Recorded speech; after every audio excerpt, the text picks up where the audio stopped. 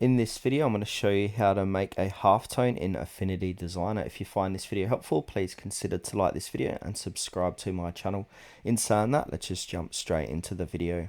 Okay, so what we want to do, say for example, we've got an image. So I want to make this image in a halftone. So click on the image and then click onto filters.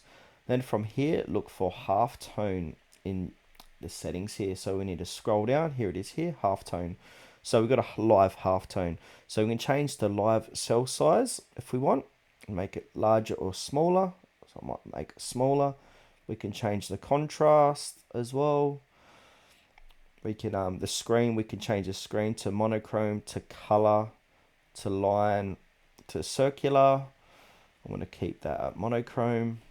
Now we can change the opacity too from, we've got a slider here, so we can change it from 0 to 100%. I might keep it about 50%. Also, we've got the dots, we can make them cosine or round, like so. And then also we've got the blend mode, so we can do a color burn, a linear burn, darker color, lighten screen, color dodge, add light and color. So you can choose any one of your presets, and as you can see, it's adding that on next to that picture inside of the layers tab here.